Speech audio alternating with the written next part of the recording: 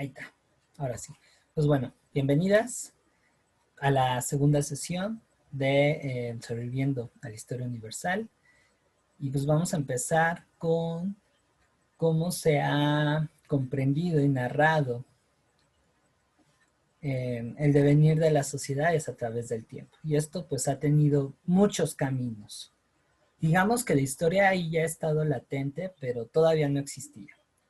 Su papel la ocupaban otras referencias al pasado, como es el caso de la memoria. Y la memoria de los pueblos se va a transmitir a través de diversos mecanismos, ¿sale? ¿Qué es para ustedes memoria? ¿Y qué diferencia tendría con la historia? Que a veces hasta la ponen como sinónimos. A ver, las escucho.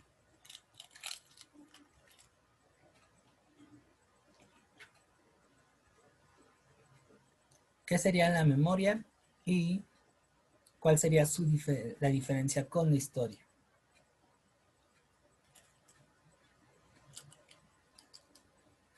¿Quién me quiere ayudar? ¿Son como recuerdos? Ajá. ¿Y qué características tienen esos recuerdos? ¿Que son cosas que ya pasaron Uh-huh. y se guardan? No sé. ¿Y por qué crees que se guardan? ¿Por qué crees que se rememoran? Para, para recordar algún hecho o para utilizarlo en algún momento, en alguna situación similar. ¿Ok? O sea que tiene una utilidad. Y eso pone a la memoria en una situación muy parecida a la historia. Pero ¿cuál sería la diferencia de ellas? ¿Cuál sería, perdón, la diferencia entre ambas?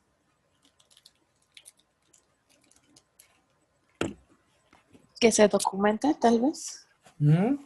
Uh-huh. Sí. Muy bien, muy bien. A ver, Estefanía, Rubí. Así que clárense el chisme. ¿Qué sería la memoria? ¿Y cuál sería su diferencia con la historia?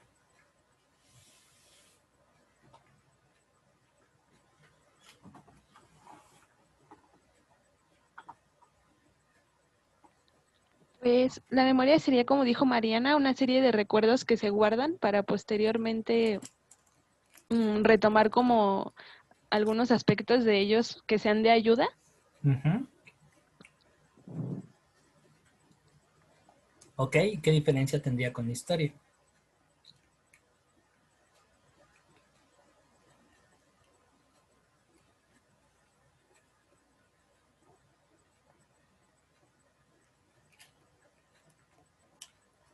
No, va.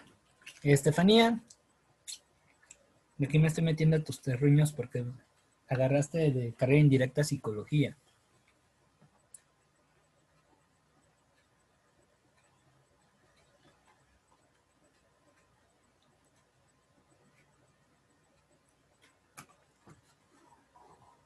A ver, también voy a estar al pendiente del chat.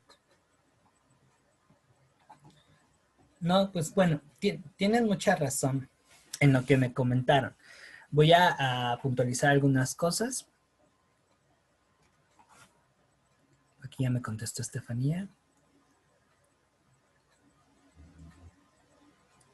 Exacto, bueno, vamos a hacer algunos matices.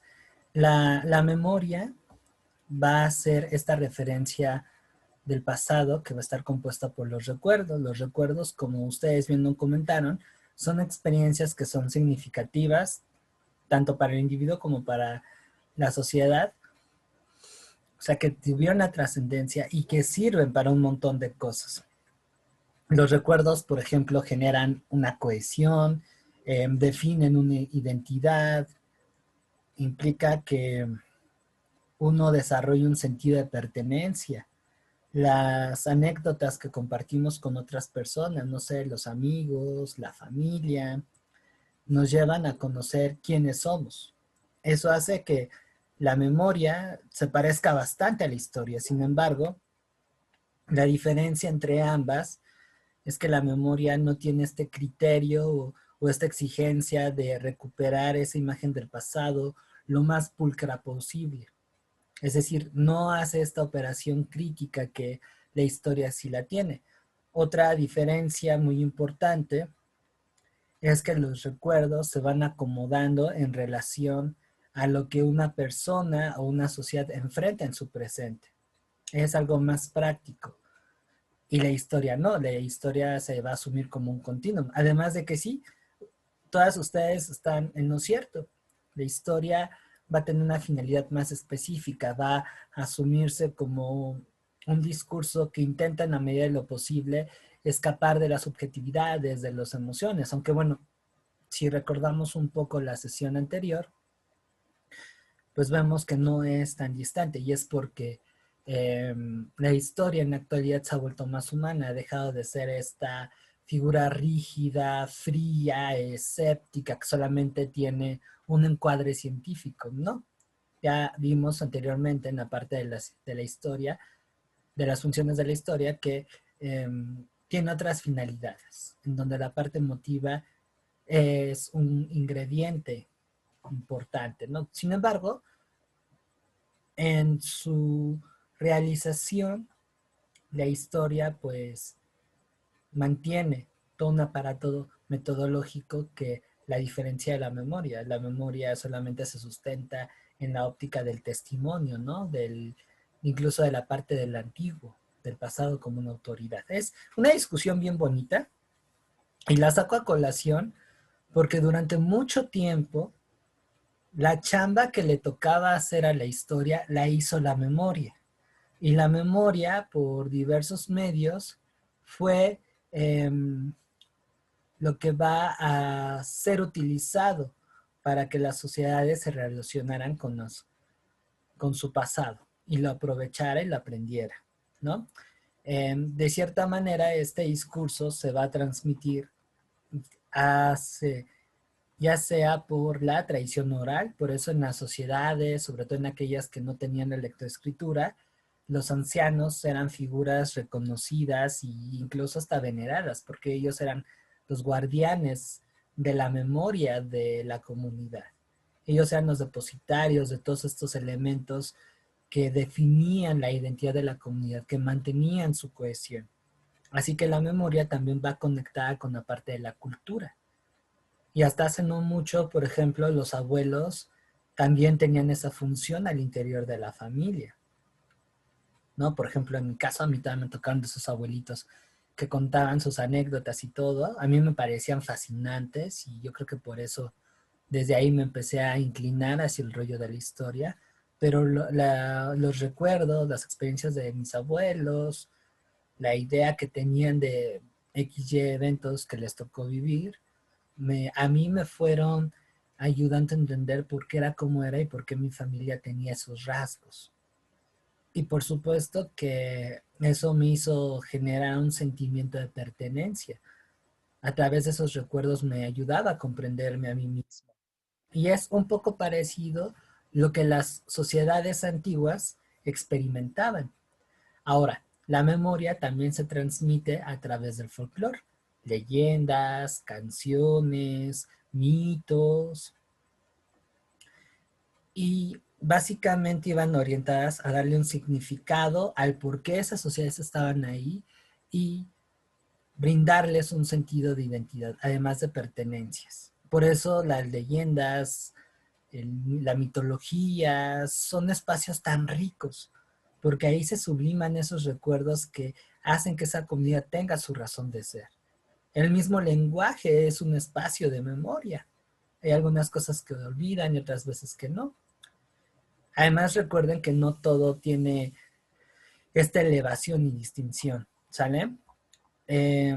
Ubican esta memoria, perdón, esta memoria, esta leyenda. Es muy popular. No, yo no. Ah, no te preocupes. Estefanía. Bueno, Rubí, No, No, yo tampoco. ¿no? No. Quizá elegí mal la pintura. Es que la verdad me gustó mucho. Pero lo que estamos viendo es al rey Arturo a punto de ser coronado. El rey Arturo pues es la figura central de esta leyenda de la espada en la piedra y la saco a colación porque es uno de los discursos más populares de Inglaterra y en el que podremos rastrear uno de los orígenes de ese país. O sea, la figura del rey Arturo está a mitad de camino entre lo legendario y lo histórico y es un personaje que de alguna manera ancla en su haber lo que es Inglaterra. ¿Sale? Es uno, dirían los antropólogos, el rey Arturo es uno de los mitos fundacionales. En nuestro caso, por ejemplo, pudiera ser figuras como Cuauhtémoc, por ejemplo, que aunque son históricos, tienen toda una aura de leyenda. Y bueno, ya dependiendo del sector de la sociedad, podemos abrir ese espacio, ¿sale? Entonces, si se dan cuenta aquí, este discurso con el pasado, pues no tiene las preocupaciones que la historia enfrenta ahora. ¿Qué tan relevante es el hecho? ¿Hasta qué punto sabemos de la vida de esas personas? Me refiero a datos fiables, desde qué paradigma se acerca. No, básicamente este discurso es, nosotros venimos de aquí, hay una continuidad y eso es lo que te hace ser. Y por eso tú perteneces a este colectivo. O sea, es más cuestión emotiva y de fe que de razón. Sin embargo, ahí tenemos los primeros indicios de lo que más adelante va a ser la historia. ¿Sale? Así que, como el discurso, nuestra relación con el tiempo, más que con el pasado, con el tiempo, ha tenido diferentes sentidos y se ha ocupado para un montón de cosas, es que es necesario conocer esta palabra. No sé si alguien de aquí ya la había ubicado, historiografía. ¿Alguien la conoce?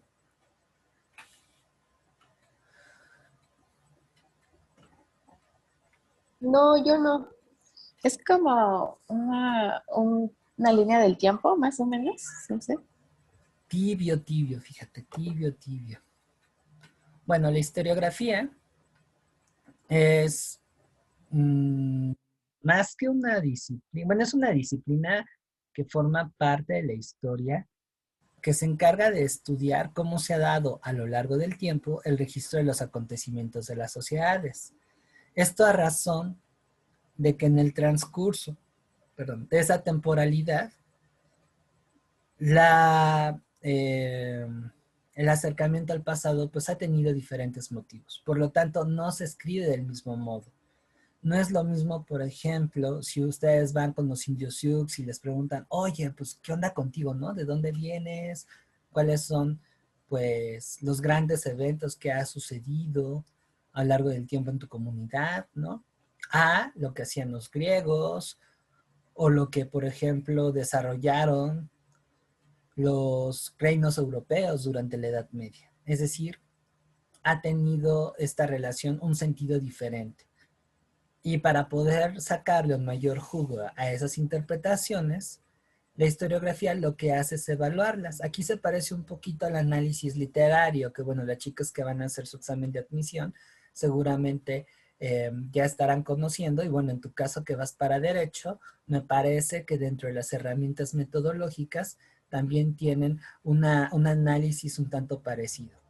Básicamente la historiografía como una herramienta de la historia, nos ayuda a analizar los métodos, es decir, cómo se está acercando al pasado, la forma.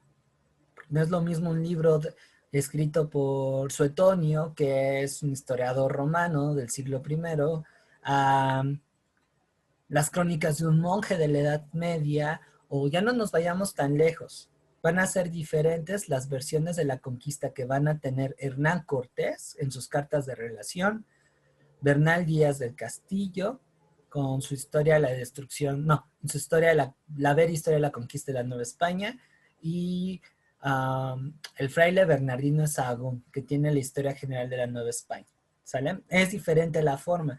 Esto nos lleva a pensar que el público al que se escribe es totalmente distinto también. Y lo más importante es el sentido de cómo se ha desarrollado el discurso histórico. Esto nos lleva a pensar que la historiografía también nos acerca a entender mejor, pues, cuál es la función, con qué motivo Hernán escribió sus cartas de relación, qué quería conseguir. Lo mismo sucede con Bernal, lo mismo sucede con Bernardino. ¿Sale? De esta manera tenemos una interpretación más clara de la versión de la historia que estamos estudiando. Y a medida que yo recopile más fuentes, que es algo que nos conecta con la clase pasada, y entiende el sentido y desde qué enfoque se están acercando a la historia, yo ya tengo más claro cuál es la función de ese texto. Y por lo tanto, mi rompecabezas es más fácil de leer. Así es que la historiografía nos ayuda a salvarnos de muchas cosas y de tener un acercamiento más sano, ¿no? Si esto lo planteamos, por ejemplo, hacia ya el carácter de la historia profesional, si estamos hablando de algo que fue trascendental como la llegada de AMLO al poder, cosa que, bueno, yo en lo personal no soy simpatizante de este señor, en general en ningún partido político, me chocan todos.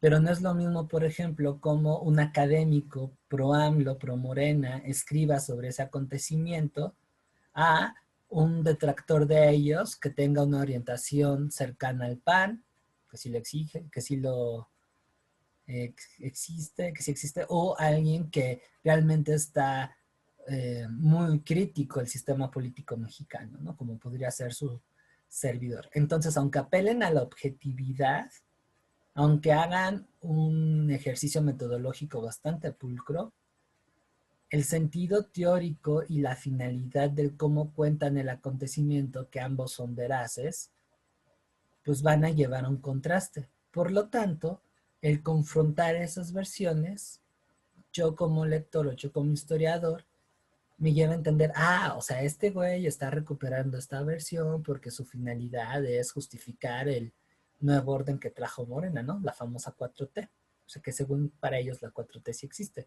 Pero este carnal, como viene de un cierto sector, por eso es importante también conocer al autor, y tiene estos intereses, aunque manifieste un conocimiento de las formas de hacer historia y de narrarlas, pues resulta que también parte de esta finalidad, ¿no?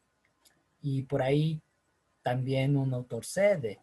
Entonces, para eso nos sirve acercarnos a la historiografía, para hacer un balance también de cómo la historia ha evolucionado. No es lo mismo las necesidades, el entorno y la finalidad con la cual la historia nace como ciencia en el siglo XIX a las problemáticas que en la actualidad se enfrentan. ¿Sale? Entonces, la sesión de hoy justo vamos a hacer un recorrido de cómo la historia en tanto disciplina ha ido desarrollándose a través de las escuelas más importantes. ¿Sale? ¿Dudas hasta aquí? No, todo bien. Vientos. ¿En las demás chicas? No, ninguna duda. Ok, perfecto.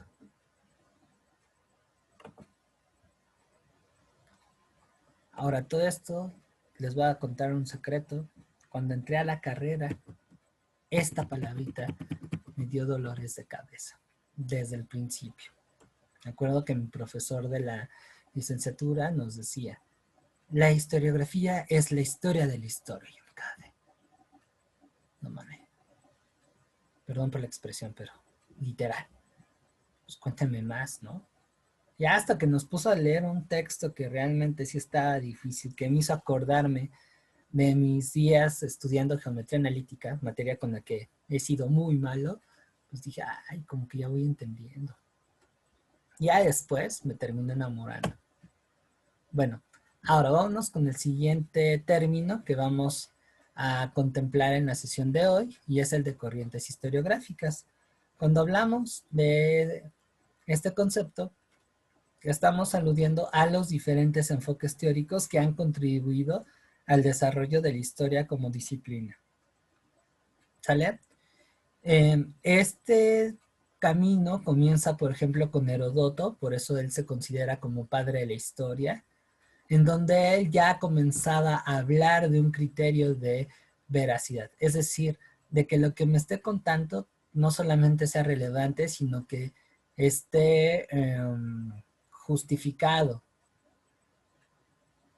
o referenciado en una fuente, ¿no? De hecho, Herodoto es un personaje genial porque él es papá de dos disciplinas, de la antropología y de la historia en tanto que se iba a, ahora sí que él era como Coca-Cola, siempre en los grandes eventos y se iba a estudiar, chun, chun, chun, chun, chun, chun.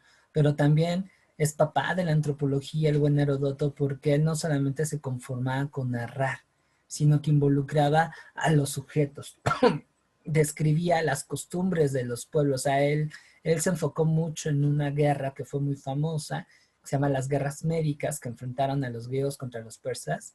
Entonces él dijo, no, esto es un tremendo agarrón que va a definir la historia del mundo.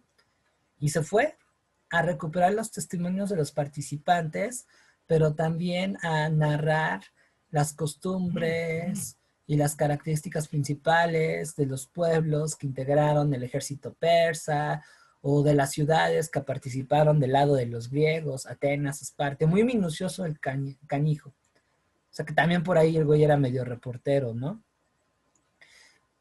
Con él comienza este camino.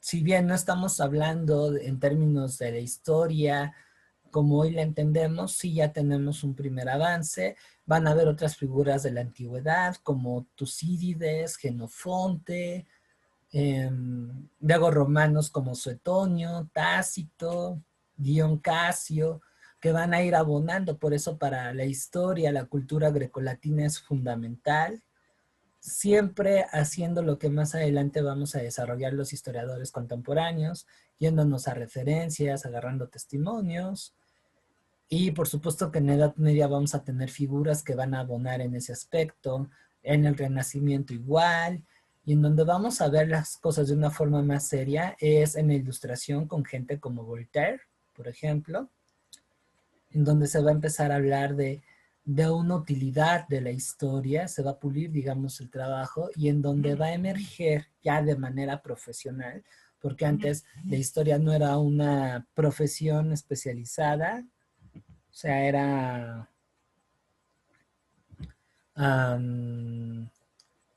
algo muy amateur, podría ser médico, podría ser cronista y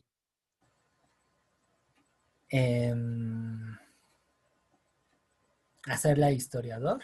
Es hasta el siglo XIX cuando ya aparece este oficio, cuando ya se constata como una profesión.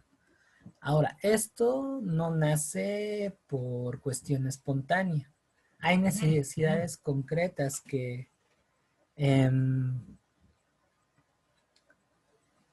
hacen que la historia surja y en general las ciencias sociales. Pero bueno, ahorita vamos a ver eso. ¿Dudas hasta aquí? No. ¿No? No. No, Ok. Ahora vamos a ver los antecedentes que hacen que la historia ya nazca como un campo de conocimiento formal. El primero de ellos es el desarrollo de las ciencias naturales, que va a comenzar en el siglo XVI, ¿no? Eso es un producto directo del Renacimiento y la modernidad.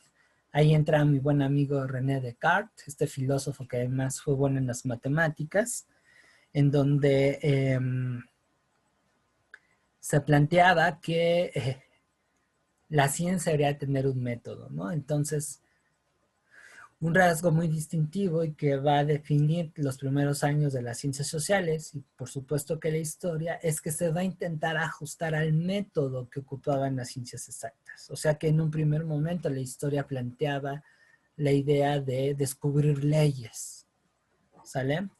La segunda piedrita de este camino va a ser los aportes filosóficos de la Ilustración. Es un giro de 180 grados, se va a revitalizar al hombre Y por supuesto que la historia ahí va a comenzar a tener un papel importante. Otra vez cito a Voltaire, él es de los primeros que van a ocupar la historia para responder un problema del presente. No de a gratis, Voltaire es considerado como uno de los santos patronos de los historiadores. ¿Sale? Ahora, ya en términos concretos, la sociedad está cambiando a finales del siglo XVIII y principios del siglo XIX. Eso genera nuevas necesidades y nuevos problemas. Y por ello la historia va a empezar a ser utilizada, ¿no?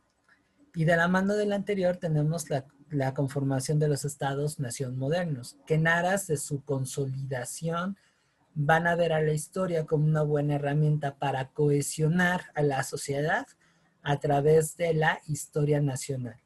Aquí se parece un poquito a la memoria, o sea que a través de un discurso objetivo yo planteo una idea de un pasado en común en el que los diferentes colectivos que integran la sociedad se van identificando y con esto se integran y eso va a dar pie al hecho de que el país exista, ¿no? Entonces también la historia en este primer momento va a ser ocupado con fines nacionalistas.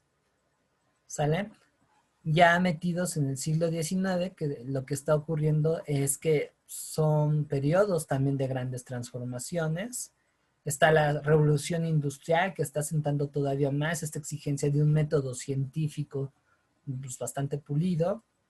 Tenemos crisis políticas y sociales dejadas por los cambios que dejó la revolución industrial.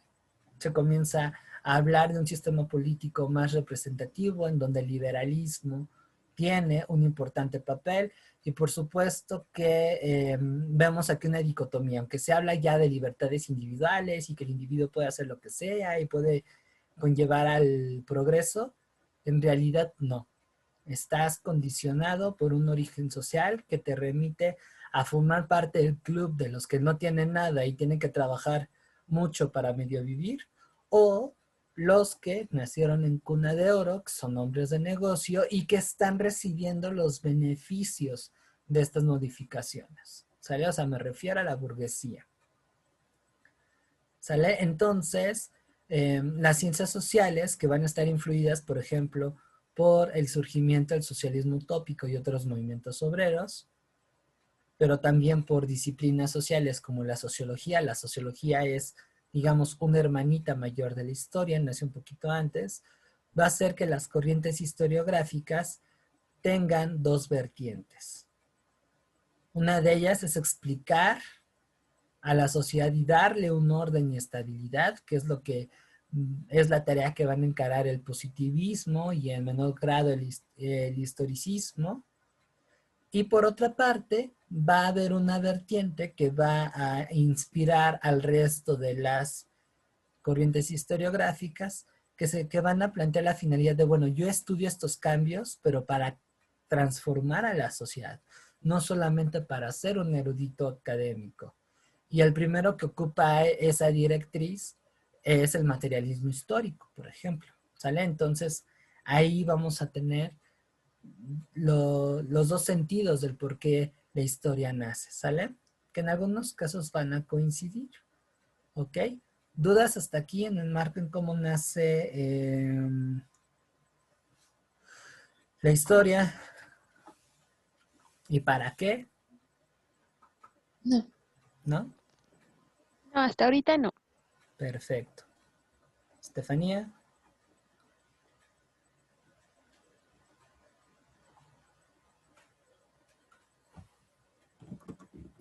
Bueno, sin hacerla ya más de emoción, vamos con el positivismo, que a lo mejor, Mariana, tú que ya estás en la universidad y que te estás dando tus primeras batallas con el derecho, a lo mejor ya la conoces.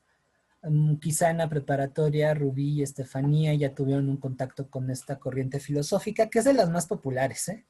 Al mismo tiempo es de las más pesadas. A mí en lo personal no me agrada mucho.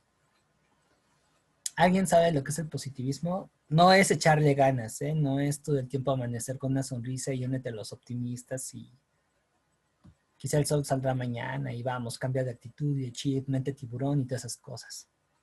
No va por ahí. De hecho, ni eso es filosofía.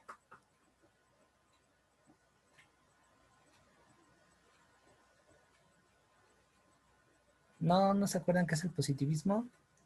No. Bueno. ¿Sí, No, yo Rubí? tampoco. No, era para decir que no. Ah, ok, no te preocupes. Bueno, básicamente el positivismo va a ser una doctrina filosófica que va a nacer a mediados del siglo XIX en plena revolución industrial. Tip para entender cómo y por qué surge una corriente de ideas o una doctrina filosófica, encuadrarla en su contexto histórico e investigar la vida del fulano o sultano, ¿sale? Entonces ahí vamos a tener algunas pautas para entenderle mejor. En este caso, pues les digo, nace en un contexto en el que Europa se está industrializando, se está cambiando el mundo a un nivel pues vertiginoso. Eh, Su principal impulsor va a ser Augusto Comte.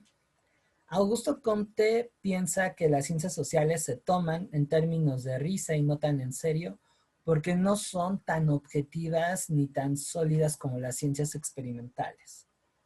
Entonces, la primera característica que va a tener esta corriente filosófica es que se van a plantear en un objetivismo radical. ¿A qué me refiero? A que van a intentar producir un conocimiento que esté pulcro de sentimientos y de cualquier cuestión emocional.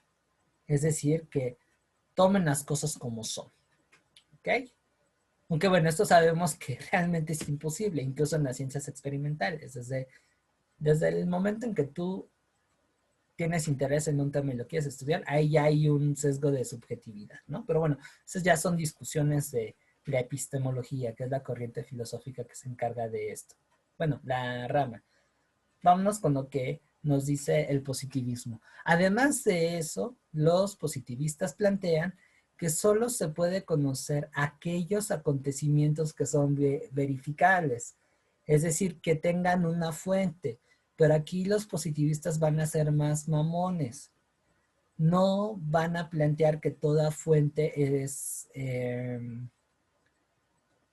digna de ser tomada en cuenta. Muchas están plagadas de subjetivismo o tienen fallas. Por ejemplo, aquí se rompe con la memoria. Aquí estos comienzan a distanciarse de la memoria porque dicen es que los recuerdos se seleccionan, los recuerdos parten de los sentimientos, no son objetivos, por lo tanto no es una fuente que realmente sea verídica. Acuérdense lo que vimos la clase pasada en cuanto a veracidad y autenticidad. Entonces los positivistas hablaban que las únicas fuentes que valían la pena eran las fuentes escritas, las documentales, aludiendo a la permanencia del formato. Y para evitar también que se cuele por ahí un texto que no sea válido o que inspire confianza, Comte decía que los documentos que realmente son fiables son los informes, son los eh, reportes políticos, ciertas crónicas. Entonces eso va a darle una orientación a que la historia que promueve el positivismo está muy pesada porque se centra en el acontecimiento, ¿sale? En la acción más que en los sujetos.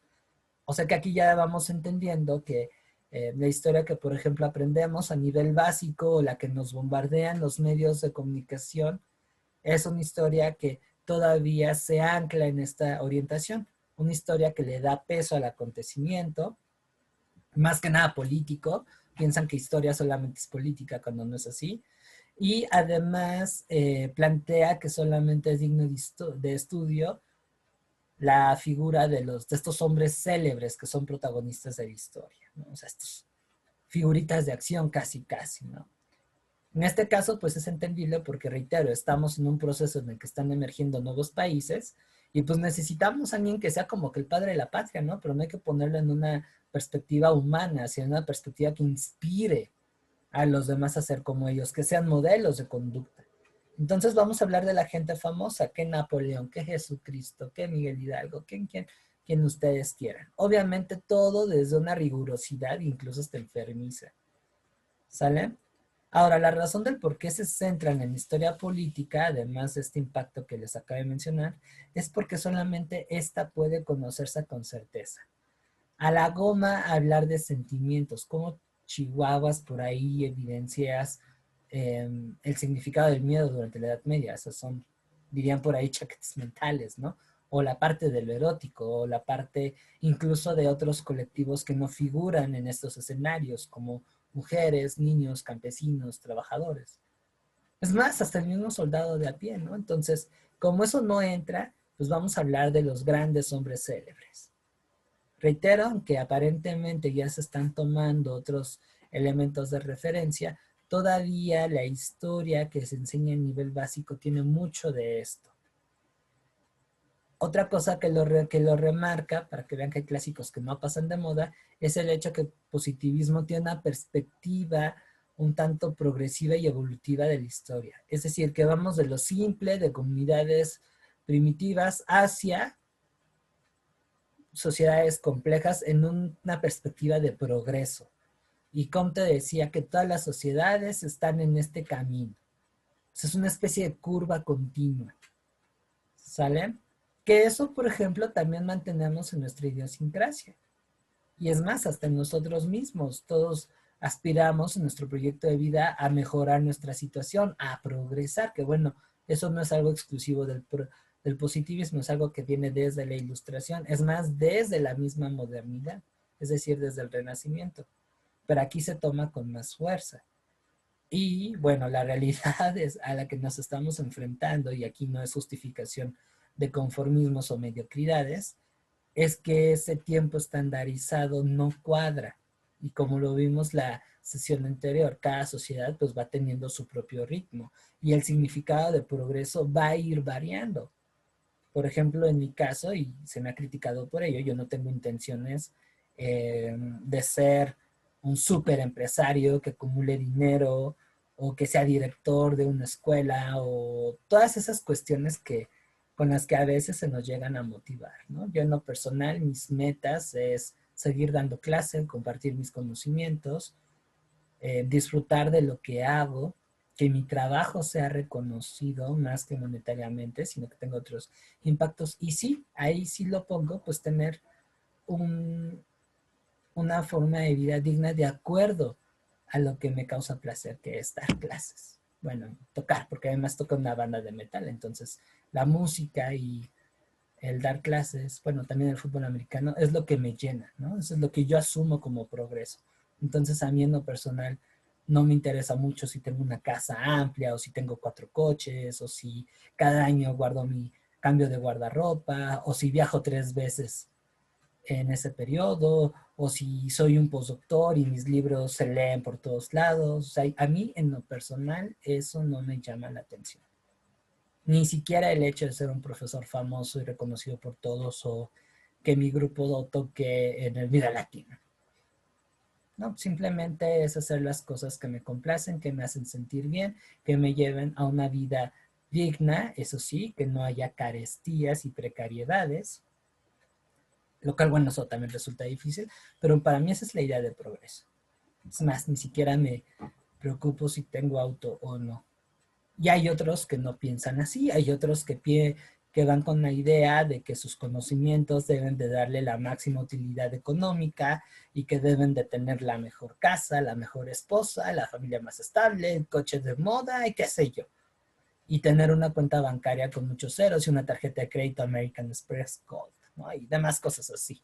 Entonces, ahí vemos que la idea de progreso pues va variando de acuerdo con los criterios de la persona, cosa que en el positivismo no se maneja. ¿Sale? Una sola idea fija. Y eso tiene una aplicación práctica porque estamos en un periodo histórico en el que Europa comienza a tener en contacto con otras culturas, con otras formas de ver el mundo, y como se las quiere chingar, entonces desde el ideológico busca justificaciones, incluso hasta filosóficas, para decir, no, no África, no Asia, yo te tengo que colonizar porque de esa manera hasta te estoy haciendo un favor, porque te estoy anclando al tren del progreso, porque de acuerdo a la perspectiva histórica, tú estás en una etapa anterior a la que yo estoy. Entonces, como yo soy bien buena onda, te voy a dominar, te voy a conquistar para que de esta manera tú, pum, puedas estar en mejores posibilidades. Lo cual en términos reales no es cierto y eso implica que, reitero, nada de esto es pulcro, nada de esto es por amor a la ciencia. el conocimiento no es neutro, tiene finalidades concretas. Y en este caso, la necesidad histórica no nada más iba en términos de una cohesión de determinados estados, sino de validar y justificar por qué la cultura europea, por qué la cultura occidental es mejor que la china, que la que tienen los africanos, e incluso lo que tenemos en América Latina. Y como esto pegó, incluso la periferia de la cultura occidental aspiró, y bueno, todavía lo hace, aunque en otras circunstancias, a emular ese avance cultural, negando raíces que son particulares. Un elemento muy concreto de ello lo vemos en la historia de México con el Porfiriato. Porfirio Díaz era una persona pragmática e impulsa esta filosofía, pero para demostrar que México no es tan diferente a los europeos. Si yo me parezco a ellos, ellos me aceptan y por lo tanto no me van a ver como un pueblo bárbaro, como un pueblo incivilizado. Según sus tesis, eso implicaba que entonces no me invaden, no me ocupan. Aunque en términos económicos, durante el Porfiriato, las empresas europeas y norteamericanas pues dominaban el país. Y el Estado servía a esos fines, ¿no? Pero por lo menos en el papel, por eso se daba el afrancesamiento durante el Porfiriato. Y esto implica un choque cultural porque pues nosotros respondemos a otras circunstancias. Y ahí, por ejemplo, quien va a sufrir los platos rotos van a ser las comunidades originarias, los negros, los afrodescendientes. Les digo, eso rompe con algo tan diverso como lo es México, ¿no? No podemos meter en elementos tan estandarizados a una sociedad que es tremendamente diversa y que viene de un chorro de lados. Estefanía, que ya estuvo conmigo en Historia de México, lo vimos cuando estuvimos analizando lo que es el México colonial, que ahí es en donde se da toda esta combinación. Y en la actualidad, por ejemplo, se mantiene esa tensión, porque aunque la globalización recupera lo particular y asume que debe de haber una interculturalidad, que la diversidad existe, shalala, shalala, shalala, al mismo tiempo te estandariza a través de la cultura de consumo y esto implica adoptar ciertas modas. Y el hecho de que tú adoptes esas modas para que consumas, pues hace que tengas esta ilusión de estar dentro, ¿no? Aunque en términos reales te estés aislando. Pero si no lo haces, quedas marginado, ¿no? Hay una cuestión de discriminación mucho más fina que en el siglo XIX, pero se mantiene. Y todavía lo tenemos. Tal es así que México pues sigue siendo uno de los países más racistas, más clasistas y más marginales que pueda existir. Ya sea diferentes colectivos, porque responde a un modelo estandarizado al que todos debemos aspirar. Ahora sí que regresando un poco al positivismo, esa es una de sus funciones, ocupar a la historia para formar un modelo en el cual todas las naciones deben ser. Y digamos que su producto más acabado es esta cuestión del progreso. De tal manera que para justificarlas se piensa las ciencias sociales y particularmente la historia muy similar a la física o a la biología, es decir, que la realidad social está sujeta a leyes, que ya vimos que pues no va por esa línea, ¿no? Para ir anclando aún más esta cuestión, el positivismo plantea que cada pueblo pasaba por diferentes estadios a lo largo de su desarrollo, que eso es algo que ya más o menos habíamos enseñado y que en recuperación de esta condición es que Europa comienza en ese momento a asumirse como la crema innata de la civilización. Es más, en este periodo esa palabra de civilización es bastante pesada. ¿Sale? Un poco para meternos más en este meollo, cuando hablamos del estadio teológico o ficticio, estamos hablando de la antigüedad, en el que pues se pensaba el mundo en términos religiosos, en términos de creencias. Luego nos vamos al clásico metafísico, en donde ya se desarrolla la razón, en donde ya tenemos las bases de la cultura occidental, que para Comte eso representaba Roma, Grecia y el cristianismo. Y el último estadio en el que tú estás en el progreso es el científico positivo. Y no es ya gratis, o sea, es un reflejo de lo que está pasando, de este avance científico que está acompañando la revolución industrial. Y que por supuesto, como solamente se da en Europa, por eso se asume que en Europa está el progreso. Y que había este deber moral para que otros pueblos pudieran acceder a él. Lo cual, reitero, pues se va a ir cuestionando más adelante. ¿Dudas hasta aquí? O sea, el positivismo entonces se basa como en leyes, ¿no? O sea, lo que ellos dicen que con base a leyes es como el que se puede actuar correctamente o lo que va a ayudar como para que la sociedad se forme pues de acuerdo a lo que ellos piensan, ¿no? Y esto es como, son muy objetivos ellos, o sea, solo si lo pueden comprobar, lo pueden como creer o validar. Sí, sí, definitivamente. Y bueno, y pensando como en algún ejemplo, podría decirse que, por ejemplo, en Inglaterra los reyes son, llevan como esto, el positivismo, porque están como basados en puras reglas y en el cristianismo y como la familia a seguir tal vez. Sí, sí, todo conecta. De hecho, en aras de tener esta cuestión de utilidad, un poco ampliándome más hacia la filosofía y de llegar a lo concreto y a la utilidad, pues se desarrolla otra corriente filosófica que justo le pone este interés a la utilidad, que es el utilitarismo, y eso se ve, por ejemplo, en la ética, en donde el sentido de los actos humanos va en relación de hacer lo más provechoso, lo más útil. Para el utilitarismo, lo más útil es generar el mayor bien al mayor número de personas. O sea, ahí se ve un poco la influencia del cristianismo, aunque esto implique sacrificar a las minorías que también tienen pues su derecho a ser.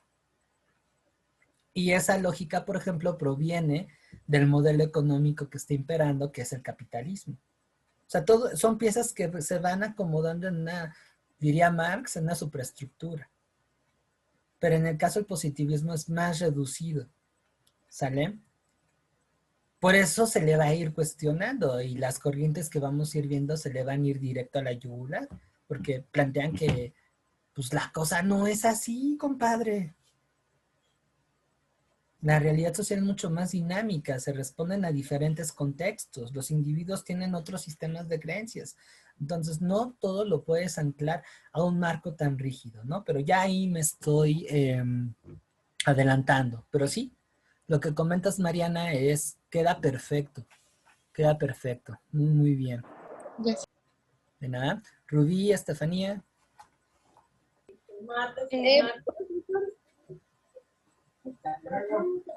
¿Me puede repetir teológico? Ajá, el teológico estamos hablando de un estadio en el que las sociedades humanas tienen, según Comte, elementos de barbarie, de ser primitivos. Y eso se manifiesta, por ejemplo, en la arquitectura, que es monumental, en donde lo teológico, es decir, lo religioso, va a dominar tanto la manera de entender el mundo como de asumir la vida misma. O sea que ahí la fe, por ejemplo, supera la razón. Es la época en la que los sacerdotes gobiernan, ¿no? Donde el rey se concibe también como una divinidad en viva, o es descendiente de los dioses, ¿no? Que ojo, aclaro, eso no lo empaten con la Edad Media. La Edad Media responde a otras cuestiones, aunque la religión es muy importante. Y no, tampoco en la Edad Media no solo era fe. De hecho, la ciencia y la filosofía, la razón tiene un desarrollo alternativo, pero muy interesante. Pero básicamente en eso se basa lo teológico. Y por eso Comte lo contrasta con lo que se conoce como clásico, metafísico o abstracto. Y pone como ejemplo a los griegos y a los romanos, que no de a gratis son una base de la civilización occidental. O sea, él decía, es que esos pueblos son los primeros en ocupar la razón, en cuestionarse las cosas, en ligar hechos con ideas, ¿no? Y recupera la filosofía platónica. Y aquí incorpora también el cristianismo como base de la civilización occidental. O sea, hay una superación del estadio.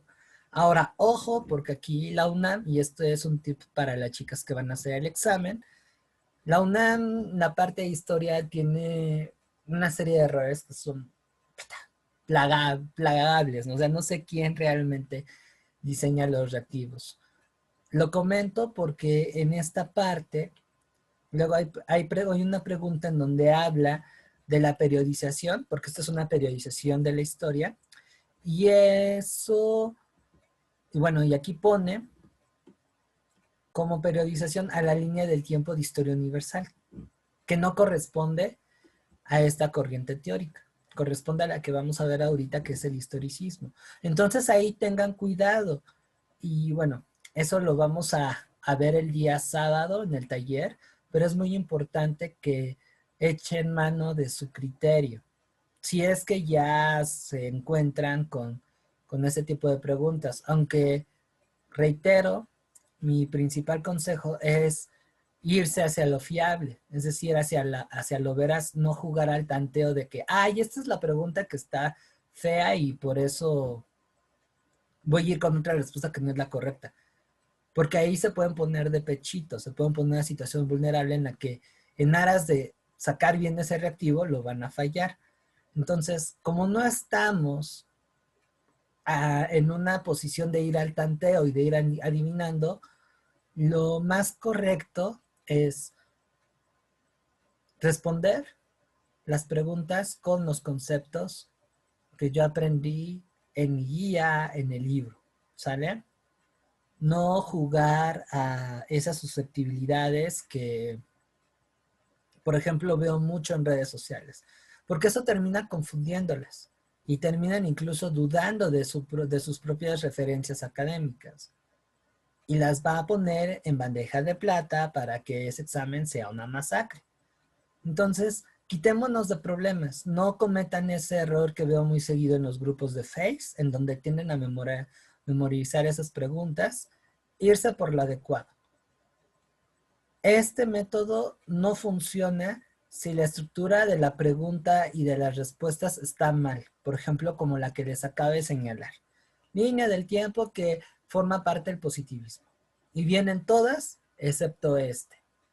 Entonces ahí sí entra su criterio y se van por la que más se acerque, que en ese caso es la historia universal. O sea, ustedes ya saben que no es cierto, que no es así, pero eso ya es un error de fábrica, por así decirlo, que es bastante palpable. Entonces ahí sí entra el criterio, ¿vale?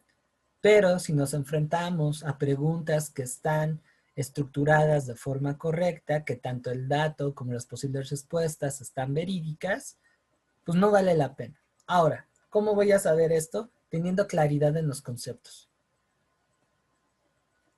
Ahí es cuando ustedes pueden ubicar, y esta pregunta pues no está bien, pero bueno, en referencia a esto, pum, opto por C, ¿no? O sea, es echar mano de la lógica, chicas, ¿va? Eso a manera de tip. Y a manera de, ¿cómo dicen ustedes? De spoiler a lo que vamos a ver el siguiente sábado. ¿Sale? ¿Dudas hasta aquí respecto con el positivismo? Entonces se podría decir que el positivismo tiene sus bases como en las fuentes, bueno, relacionándolo, tiene sus bases en las fuentes primarias. Sí. Ok. Y documentales. O sea, todo lo que es escrito, pero oficial. O sea, Ok. documentos que vienen del gobierno, del cronista, del alto empresario.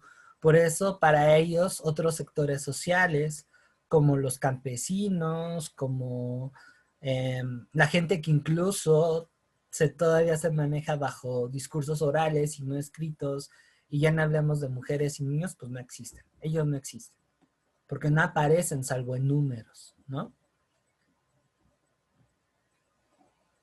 Sí, básicamente es así. Les digo, esto se está poniendo cada vez más bueno. ¿Alguna otra duda? Y buen ejercicio, Ruby. Buen ejercicio. ¿No? Vámonos con lo que No, sí. ningún. Perfecto. Cuando hablamos de historicismo, estamos hablando de una corriente historiográfica que va a nacer en Alemania, bueno, en lo que más adelante va a ser Alemania, porque en esa época todavía Alemania no existía, en la segunda mitad del siglo XIX, o sea, un poquito después del positivismo. Más va a llegar un momento en el que van a ser contemporáneas.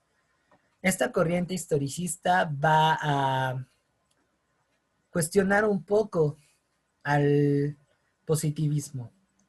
El historicismo va a plantear de que no es cierto, el progreso no es algo general y estandarizado, y tampoco el orden. Entender al historicismo lo vamos a hacer de acuerdo con sus características teóricas. Una de las primeras, y que a mí me encantó bastante, es el hecho que la historia es esencial y exclusivamente una realización humana. Aquí ya definitivamente se rompe con cuestiones del destino, Se Dios. trabó, Dios mío. Ay, perdón. Ah, es Sí, se que había no sé trabado. se Ah, trabó. ¿me Sí, trabé? sí se había trabado, sí. Casi desde el Bueno, principio. ok.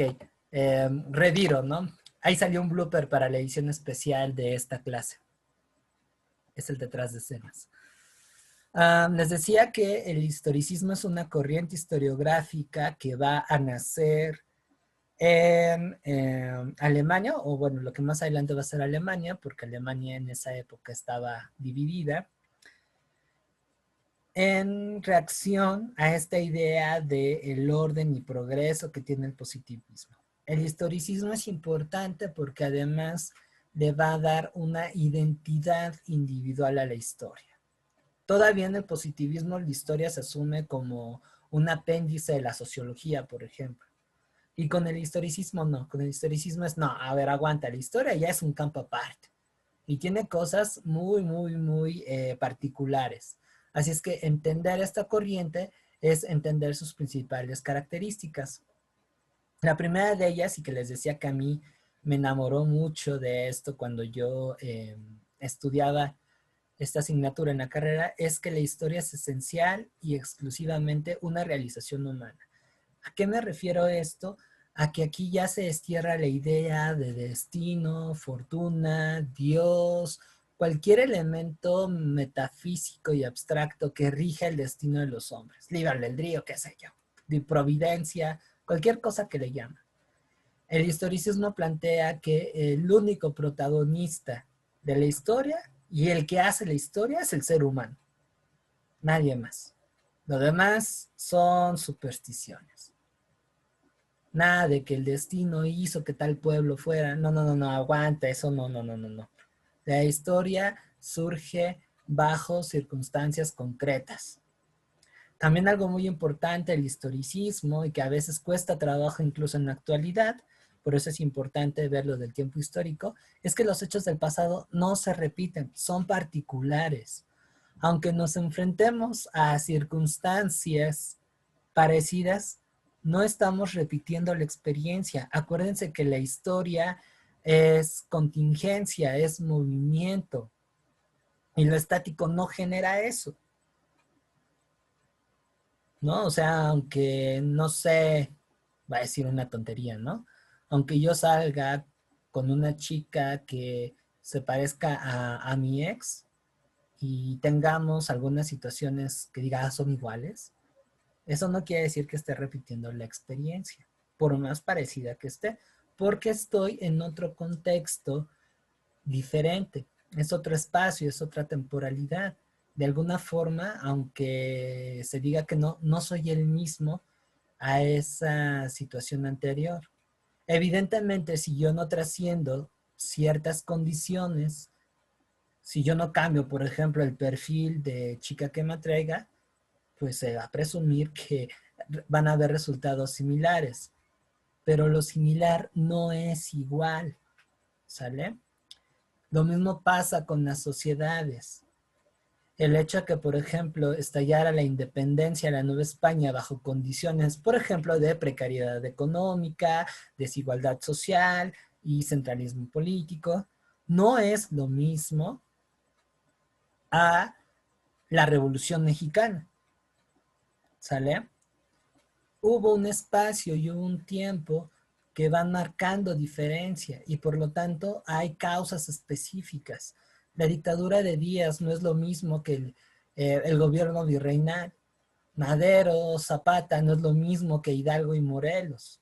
el soldado de a pie que se va a involucrar en la independencia no va a ser el mismo que el campesino que va a agarrar las cananas y va a agarrar su carabina 30-30 y se va a rifar a los balazos contra los federales.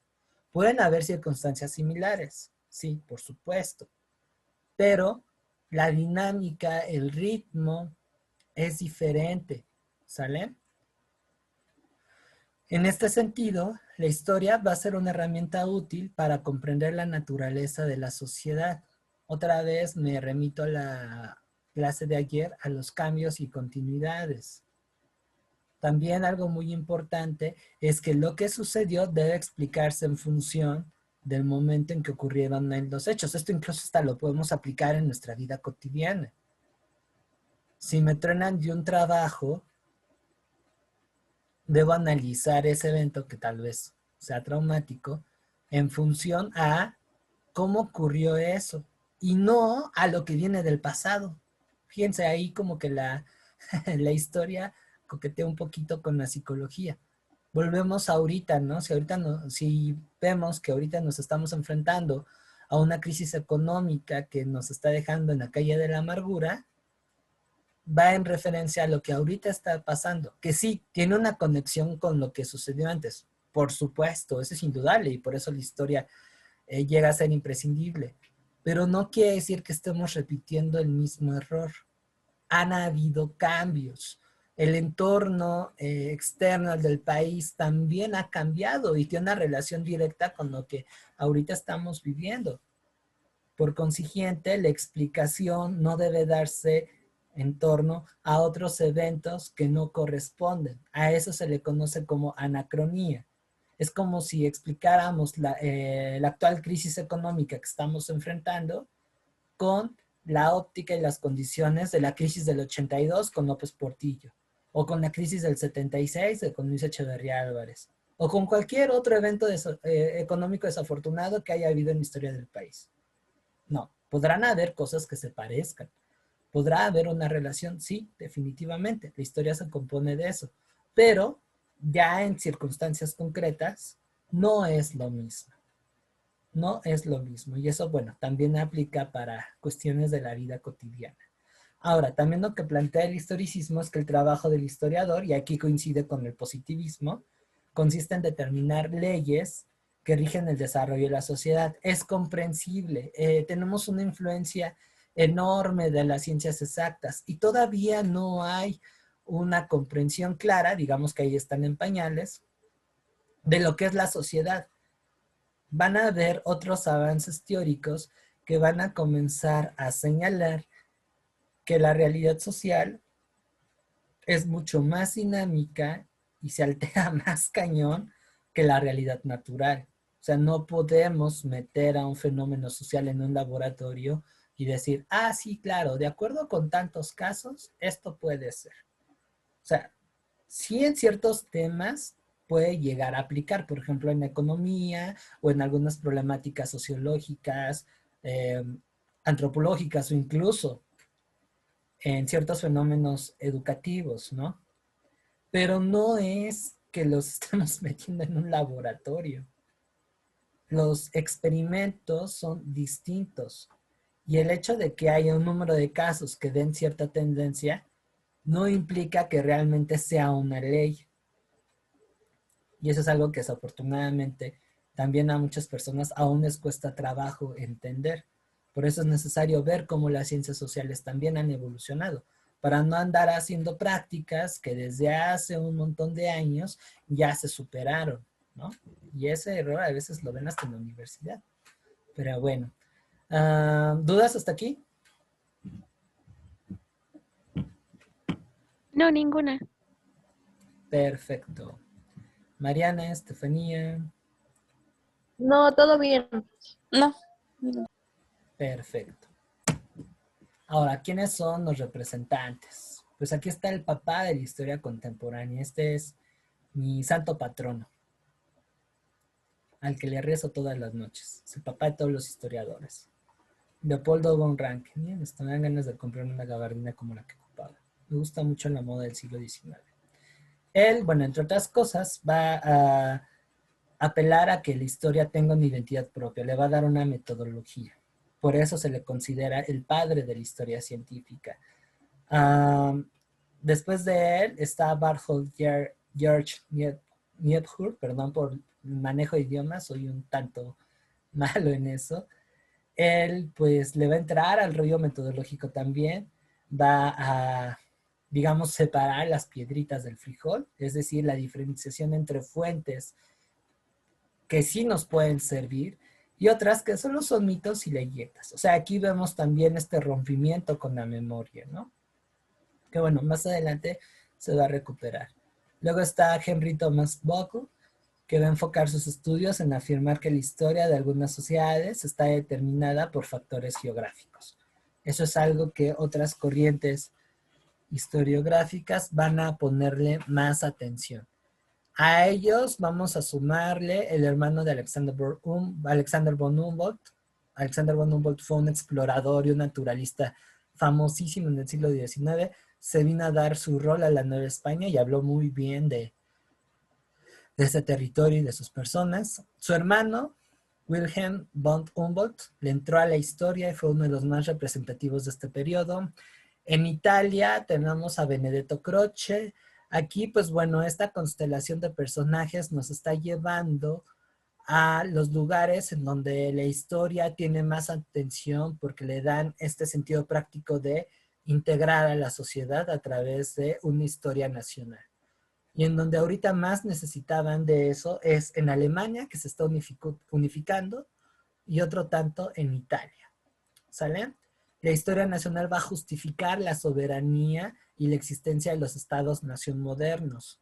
Por eso, durante mucho tiempo, la historia, digamos, que hoy conocemos como muy tradicional, que se afinca en los hechos del pasado, que destaca el Estado, pues va a ser muy popular porque va a ser el elemento esencial de esta cultura que aparentemente a todos nos integra y que además de ahí se desprenden una serie de principios cívicos que generan modelos de ciudadanía. Por eso hasta la fecha la historia con la geografía y la formación cívica y ética, considerando lo que es a nivel educación básica, prácticamente van de la mano y hay temas que son interseccionales, porque van con la lógica de formar modelos de ciudadanos, que en el siglo XIX urgía. En México, pues bueno, como lo vimos ayer, pues es un país al que le ha costado mucho definir su identidad nacional y que además se ha hecho de una manera poco favorable.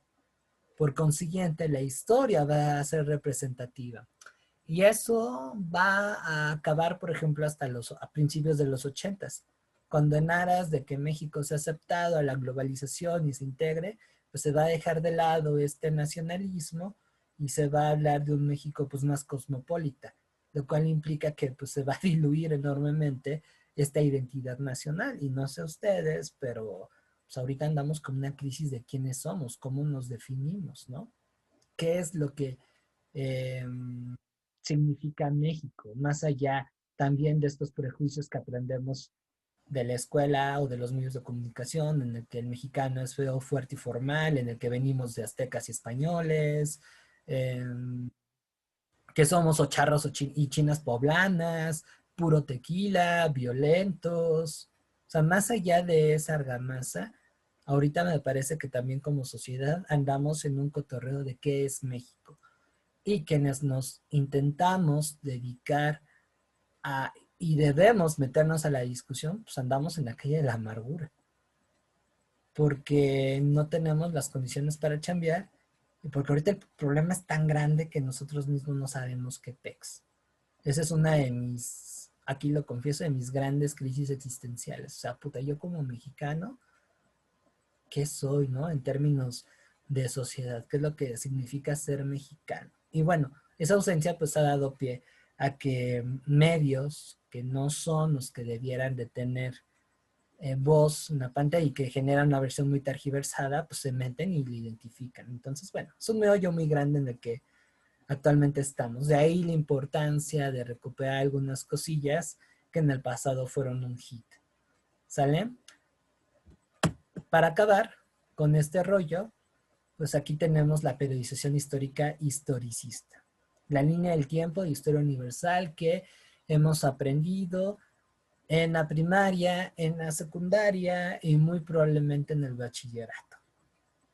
En donde, si se dan cuenta, siguen manteniendo la cuestión de lo político. Vean a qué pertenecen estos eventos, a lo político. Lo único que es cultural es lo que le va a dar inicio aparentemente a la historia. De ahí en fuera, todo es político. ¿Sale? O sea que ahí mantiene todavía algunas cosas que surgieron con el positivismo. ¿Sale? ¿Dudas hasta aquí? No, No, todo claro. No, ninguna. Ok, perfecto. Ahora nos vamos con los rebeldes. Vamos a empezar con los rebeldes. El materialismo histórico, que va a ser creado por Santa Claus, mejor, perdón, por Karl Marx. Este sí se parece. Va a cuestionar muchas cosas de las anteriores corrientes historiográficas y le va a dar un sentido muy diferente a lo que es la historia. A lo mejor por aquí se le encontraron en el bachillerato. Mariana, no sé si en algún momento en el curso de la licenciatura de contaduría, por ahí te lo hayas encontrado, en alguna materia que tenga que ver con economía, es de los básicos. Sí, sí te lo topaste en economía. Muy, muy bien. Y bueno, seguramente empezaron con este relajo del materialismo histórico. El materialismo histórico es un enfoque teórico que va a iniciar por este señor, Karl Marx, que va a sostener que para entender los cambios históricos va a ser necesario remitirse a los procesos económicos y al trabajo humano, en tanto que este es un mediador entre el hombre y la naturaleza. O sea que aquí el chiste es partir desde un ámbito económico. Marx, que es materialista, o sea, rompe con lo que es el idealismo del positivismo y del historicismo, indica que todo el acontecer del ser humano está influido por cómo éste se relaciona con su entorno para satisfacer sus necesidades materiales. Las necesidades materiales que Marx determina no son las que a veces entendemos como ir a galerías, a comprar, bueno, que es Copa para los que vivimos en el sur, o cualquier otra plaza comercial muy famosa de la zona, no sé, Plaza Oriente en el caso de Mariana, la Linda Vista, por ahí con Estefanía que viene del norte. O sea, eso no. Cuando hablamos de necesidades materiales es lo que nos permite subsistir de una forma digna. Educación, trabajo, alimentación, vivienda y bueno, aquí hay algo que casi no ponen en Marx, pero que es muy importante y es el ocio. ¿Sale? No solamente estamos enfocados en producir bienes. Entonces, esa relación del hombre con su entorno ha llevado a tener una lógica en la organización social. O sea que el materialismo histórico va a afirmar que el curso de la historia se comporta a través de una serie de modificaciones y conflictos que van dando paso a diversos modos de producción. Cuando estamos hablando de modos de producción, estamos haciendo referencia a la manera en cómo el hombre se ha encargado, se ha organizado, perdón, para generar riqueza y cuál es, digamos, el eje de esa riqueza. Así es que, según Marx, tenemos una comunidad primitiva en el que la forma de organización, tanto social como económica y política, era horizontal, es decir, no tenemos aquí una jerarquía en donde hay jefes y dominados o súbditos, sino más bien que de manera colectiva se trabajaba por un bien común y cada figura de la sociedad tenía un rol. ¿Sale? Posteriormente viene la agricultura. Con la agricultura tenemos un excedente de bienes que va a generar una acumulación originaria y eso es lo que va a plantear una jerarquización social del trabajo. Y entonces en la antigüedad se comienza a ver que los esclavos es la base de la economía. A mayor número de esclavos, mayor riqueza. Por eso no era necesario impulsar la tecnología. ¿Para qué? Si tengo ahí un montón de gente que se puede morir trabajando, ¿no? Casos ejemplativos de esto es Roma y Grecia. Posteriormente, ese modelo va a tronar, se genera una lucha de clases combinada con otras condiciones históricas que va a dar pie al feudalismo. Ahora ya no son los esclavos, es la tierra, y entonces vamos a tener una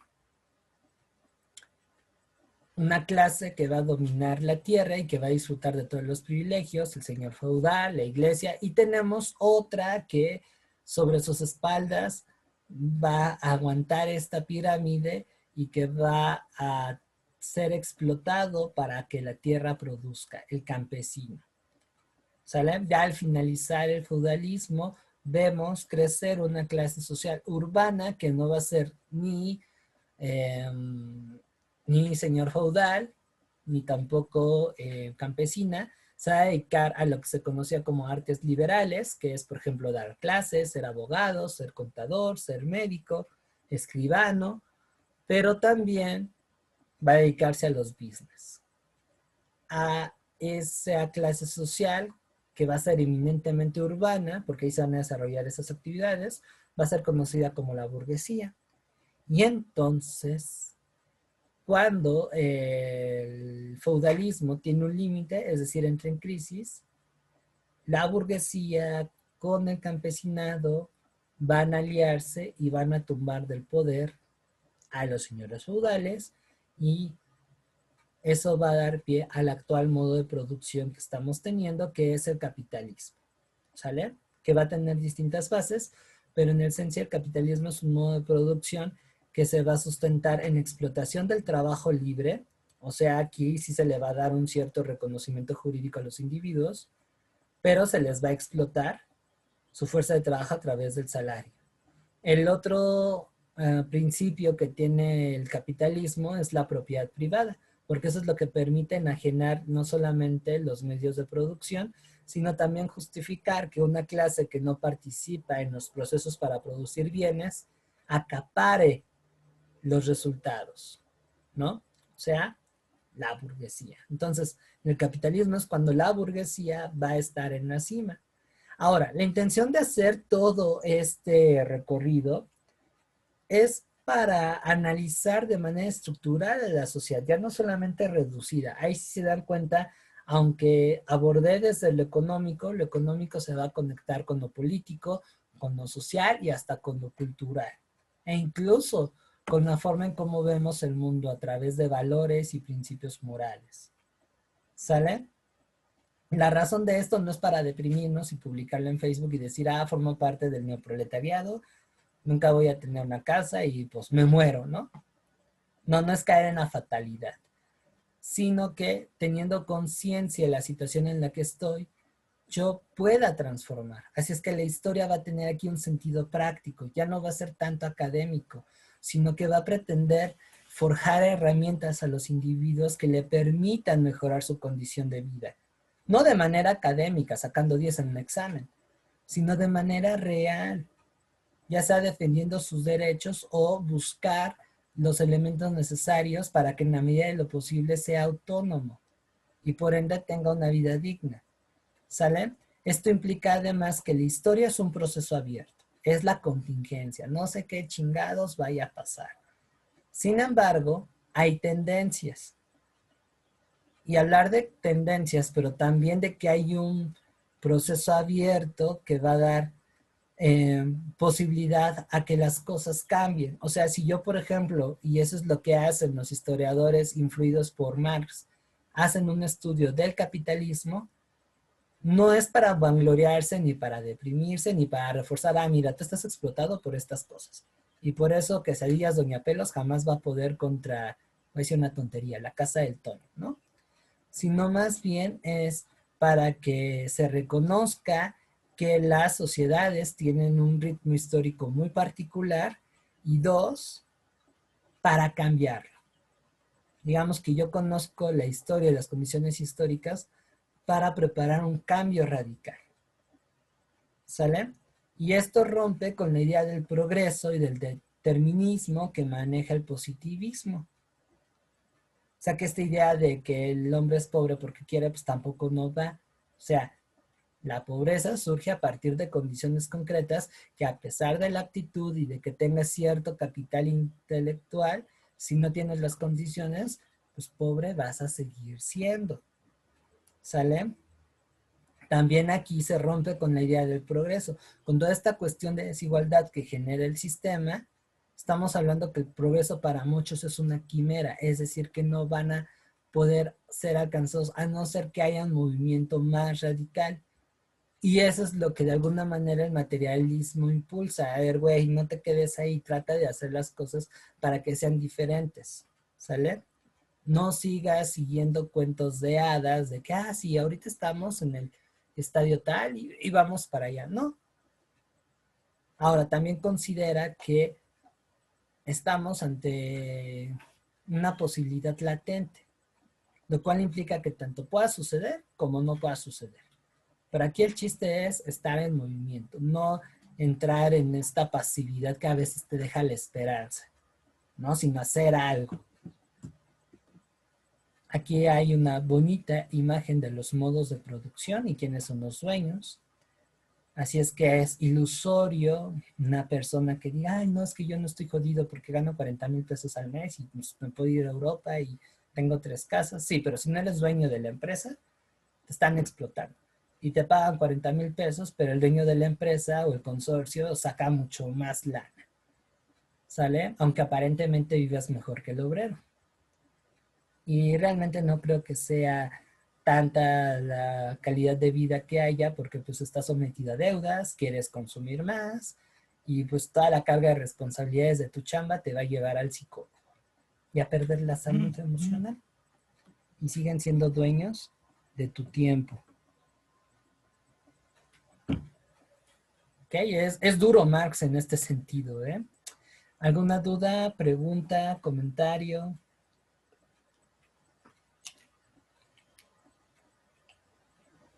No, creo que no. No, Muy bien. ninguno. Perfecto.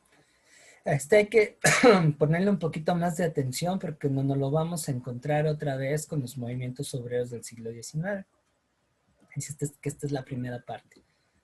Bueno, después del materialismo histórico viene otra corriente que va a cuestionar el paradigma que dejó el positivismo, que va a ser el estructural funcionalismo.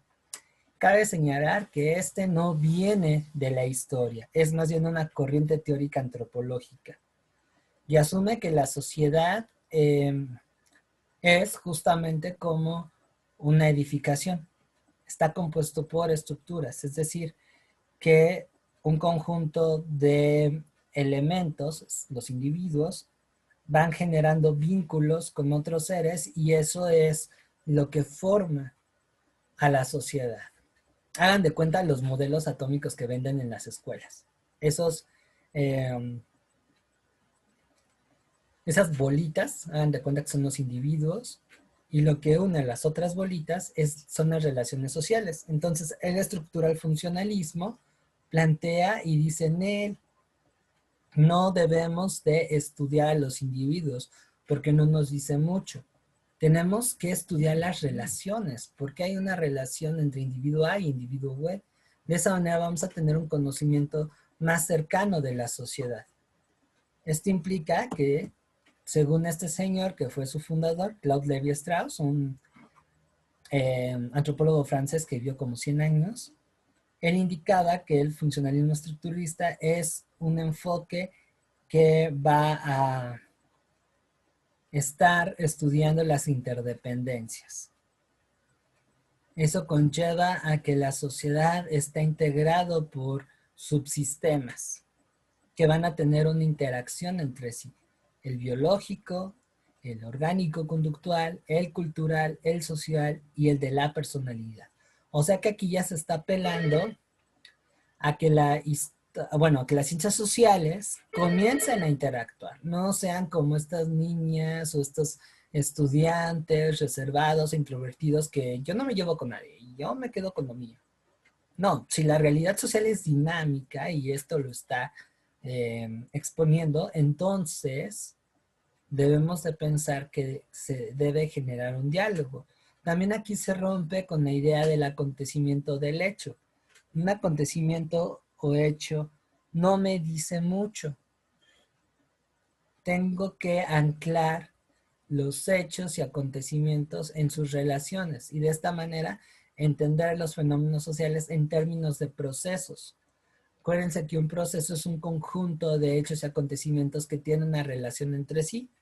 Por ejemplo, la independencia de la Nueva España es un proceso que va a estar integrado por acontecimientos como la batalla del Monte de las Cruces, el abrazo de Acatempan, el sitio de Cuautla, la declaración de la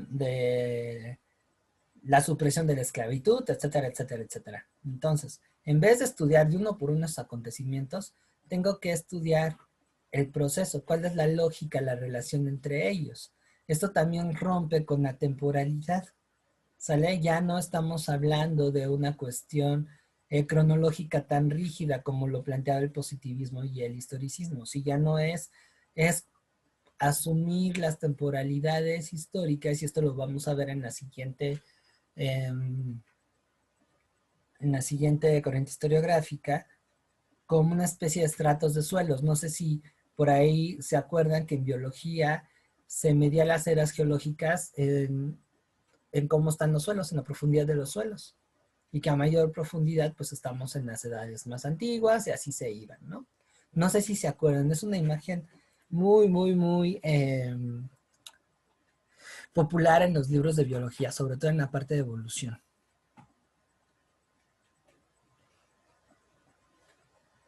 No, yo no me acuerdo. ¿No te acuerdas? Rubí, Estefanía. Lástima que mi compu está medio lenta si no se las enseñaban. Bueno, búsquenlas y más o menos así se concibe la temporalidad.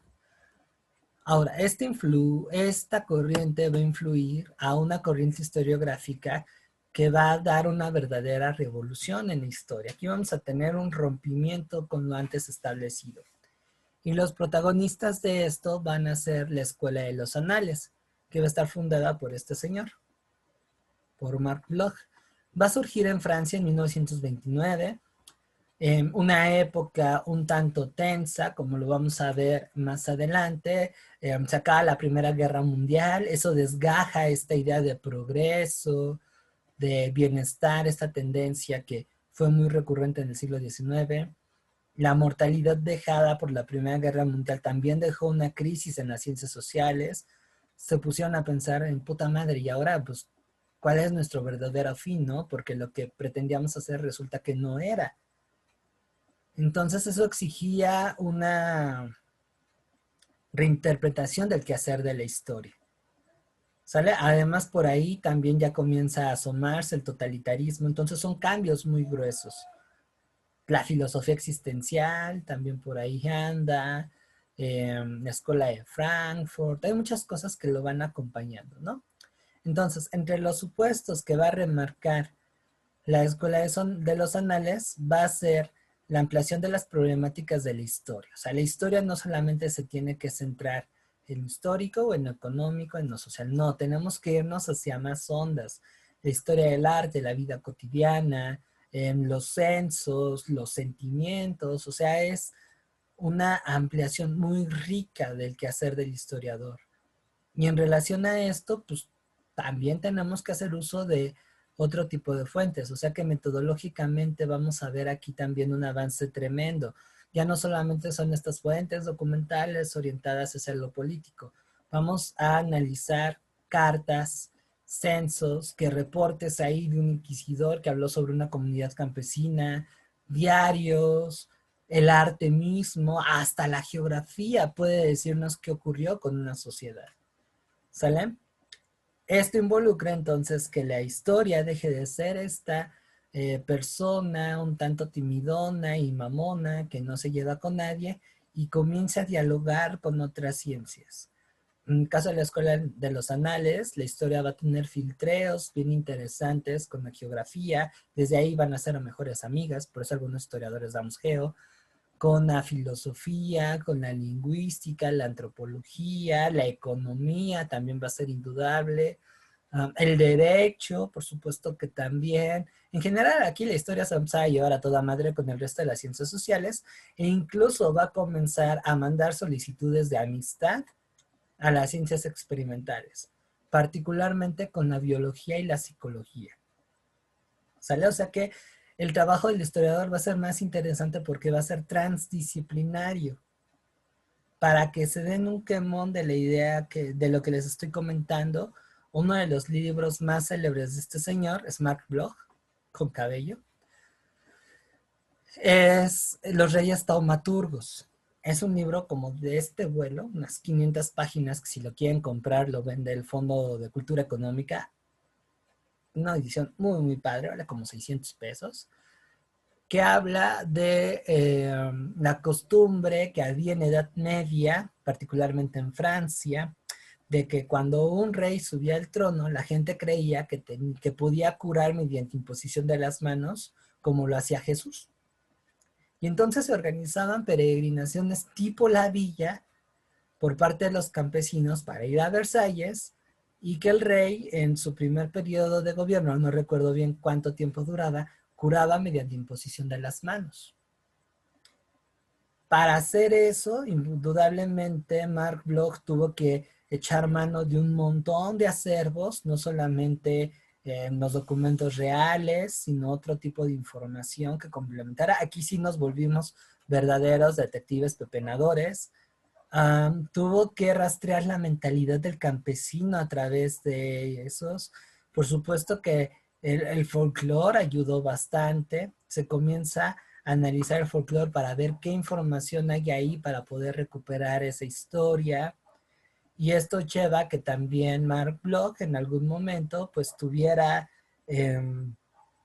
acercamientos con la psicología, porque además estamos hablando de una mentalidad. Por ahí su mejor amigo, que es cofundador de esta escuela, que es Lucien Febvre, va a ser un libro parecido, que también está precioso, que habla sobre la figura de Gargantúa, de cómo este cuento, no sé si por ahí lo han leído, que es Gargantúa y Pantagruel de Rabelais, cómo eso formó educativamente a la gente del siglo XVI y cómo se influyó para que esas personas realmente creyeran que, sobre todo en América, que todavía era un continente ignoto, se pensara que hubieran gigantes, ¿no? Y que bueno, eso de alguna forma a mí me parece un tanto chistoso porque se asemeja un poco a estas cuestiones, no sé si llamarla superstición o estas creencias actuales, que a pesar del avance científico y todo, pues se sigue teniendo idea de que existan. Por ejemplo, me refiero a el Triángulo de las Bermudas, por ejemplo, a la existencia de animales que todavía no han sido descubiertos por la ciencia, por ejemplo, Pie Grande, el monstruo del lago Ness, ovnis, los extraterrestres, las leyendas urbanas, ¿no? Como los cocodrilos albinos. O sea, vaya, toda esta cuestión que ahora es un tanto recurrente, pero que sigue formando parte de este pensamiento mítico que tenemos nosotros, que por más que tengamos internet, avances en nanotecnología y no sé cuántas cosas, seguimos pensando que existen ese tipo de rollos. Y que incluso en la en nuestro proceso educativo no nos enseñan, ¿no? Y que por supuesto esto es un tanto distinto a las leyendas y el folclore propios de nuestra cultura. Este es, digamos, un poco diferente, ¿no? Es como parte, no sé si llamarlo cultura urbana, ¿no? Supersticiones urbanas, ahí ya me quedo corto. Pero sí es muy distinto, por ejemplo, a esta cuestión de la Llorona, el charro negro, que las brujas, ¿no? Que eso ya más bien viene desde nuestra cultura. Esto es un tanto distinto y sigue siendo tan, ¿cómo explicarlo? Tan rentable que hasta se han hecho películas. Yo me complace un poquito investigar sobre uno de esos rollos, la criptozoología, que habla de pues relatos y aparentemente la existencia de animales como Pie Grande y eso, es una fascinación que tengo desde niño. No sé por qué. No creo que existan, la verdad. Soy un tanto escéptico. Pero me llama la atención y me pongo a pensar, bueno, ¿y por qué todavía se cree en esto? Y hay películas, o sea, incluso vean el History Channel, el Discovery, Animal Planet, y hay hasta series. Y es interesante por qué la gente cree en esas cosas. A mí me encantaría que existieran, como que le daría un toque diferente al mundo, pero objetivamente no existen. Un tanto parecido es el trabajo que hace Lucien Freire con Gargantúa. Está muy padre, está muy, muy padre. Así que bueno, esto involucra también que entre las características generales, pues se rompen con el positivismo. O sea, el positivismo de plano no aceptaba esto. Y pues también relajando un poquito, hablar de política y se van hacia otros temas. Como ya les decía, ¿no? Las mentalidades, la psicología colectiva, la organización social, económica. Aquí, por ejemplo, la memoria comienza a ser importante y esto lleva también a otra concepción del tiempo, ¿no? Ya no es esta línea curva progresiva que planteaba eh, el positivismo o esta flechita también continua que planteaba el historicismo o incluso el rollo de los modos de producción, sino ven el tiempo como estos suelos geológicos que les contaba. Entonces, Fernand Braudel, que es el creador de la larga duración, asume esa temporalidad. Plantea que la larga duración estamos hablando de procesos muy largos, siglos, que van a condicionar la vida de las sociedades y solamente son modificados por sucesos trascendentales. Por ejemplo, si yo quiero estudiar la corrupción en México, no me basta solamente irme a los años 40, que era cuando se comenzó a institucionalizar con Miguel Alemán Valdés. O incluso con el siglo XIX con Santana, que también tenía fama de corrupto. ¿No? Si quiero hablar de la corrupción en México, cómo este fenómeno se enquistó en la sociedad, me tengo que remitir a la vida colonial. Desde ahí. Y ahí estamos hablando de un proceso de larga duración en donde involucra desde cuestiones políticas hasta cuestiones de vida cotidiana. O sea que digamos que las duraciones van en relación al corte de tiempo que yo quiero analizar. Cuando hablamos de las medianas duraciones, estamos hablando de procesos que son más cortos, en donde es palpable ver los cambios y continuidades. Por ejemplo, un evento de mediana duración o un tema de mediana duración puede ser el triunfo electoral de Andrés Manuel López Obrador, que no responde a algo de ahorita. O sea, López Obrador, su triunfo no responde a lo que hizo en el 2008. Nos tenemos que ir más atrás, nos tenemos que ir probablemente hasta el 2006, cuando fue jefe de gobierno. Y si somos un poquito más exigentes, con la apertura política que hubo en la Ciudad de México en el 97, que va a permitir que Cuauhtémoc Cárdenas sea jefe de gobierno y que ese puesto más adelante sea ocupado por López, porque al final estamos hablando de una alternativa política. Entonces ahí vemos un evento de mediana duración. Y el acontecimiento o hecho de corta duración va en relación a lo que sucede, a este quiebre. Ahí digamos que si la historia fuera una curva o una estadística, es el pico. Es donde hay un antes y un después. ¿Sale? Así es que digamos que este rollo de las duraciones sería como la corta duración, solamente ve el pico, el acontecimiento. No sé, voy a poner como caso el triunfo de López en el 18. Si lo quiero analizar un poquito más a profundidad, me voy a la mediana duración. Y esto involucra desde la apertura del sistema político mexicano en el 97, bueno, a mediados de la década de los 90, hasta la agudización de los problemas políticos, sociales y económicos que tiene el país. Y eso, reitero, desde el 79, 80, y bueno, desde los 70 se empieza a poner feo. Creo que ahí podríamos agarrar el 68 como punto de partida. Y si quiero ver Como este descontento fue algo más grave, pues me voy, así en un sentido un poquito cortito, cuando el Estado mexicano adquiere este carácter corporativo y clientelar, es decir, con Lázaro Cárdenas. Desde ahí pudiera comenzar, porque ahí es la génesis de otros problemas que más adelante va a venir arribando. Y eso sería la larga duración. Y entonces, a medida que voy profundizando, pues tengo que dialogar más con otros campos del saber. Tengo que ir interactuando con otras temáticas. Una sola, por sí misma, no explica el problema, ¿sale? Entonces esto hace que, bueno, la historia sea más divertida y llevemos a otras temáticas. Por ejemplo, ahorita estoy leyendo, no pertenece a esta corriente, pero sí metodológicamente la agarra. Estoy leyendo dos textos que me parecen muy interesantes. Uno de ellos es de un filósofo llamado George Bataille, que se los recomiendo mucho. Se llama Historia del Erotismo. Está buenísimo, buenísimo, buenísimo, buenísimo, buenísimo. Y no sé, creo que por ahí a lo mejor Mariana se lo va a encontrar o ya se lo encontró. Michel Foucault, que también es todo un reto, no es sencillo de leer. Este güey se enfrasca en estudiar las relaciones de poder, dominación, sometimiento.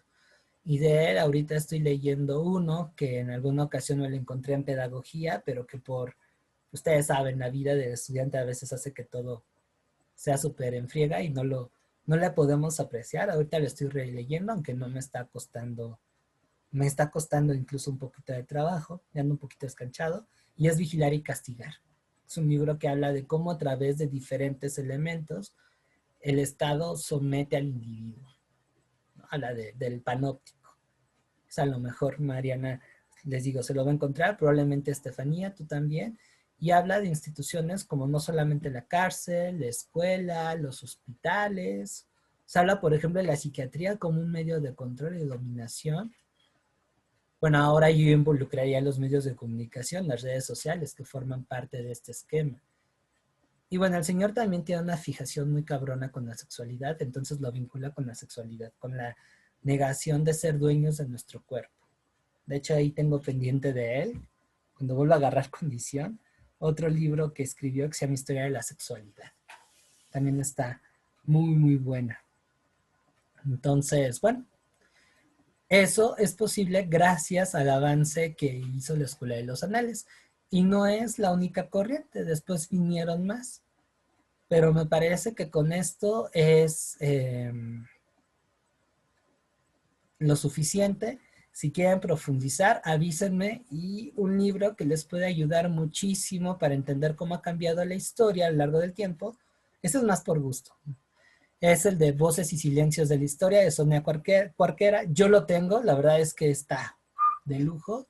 Por ahí hay otra historiadora, Inés Mudros, que es bastante amable y tiene otro texto que hace referencia a cómo se ha cambiado el oficio historiador desde el siglo XVIII para acá. Y ella, por ejemplo, ya mete el rollo de la memoria, que es algo muy, muy bonito.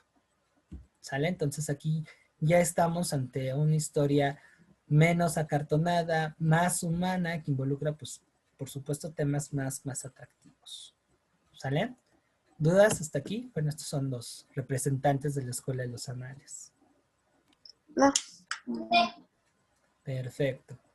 Estefanía, Rubí. No, ninguna. Todo Muy claro. bien. Perfecto. Bueno, ahora ya sabemos. ¿Conocen a Cricri? ¿Se acuerdan de Cricri? Sí. Sí. También se lo comento porque veo que las generaciones nuevas ya no lo comienzan a conocer. A mí todavía me tocó, pero bueno.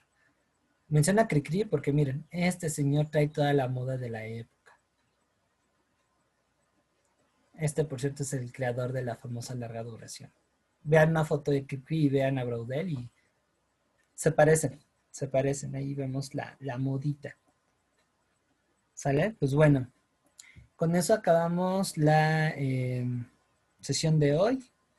El día de mañana, pues ya empezamos con informativo. ¿Sale? ¿Dudas, problemas, comentarios? ¿Qué les pareció la sesión de hoy?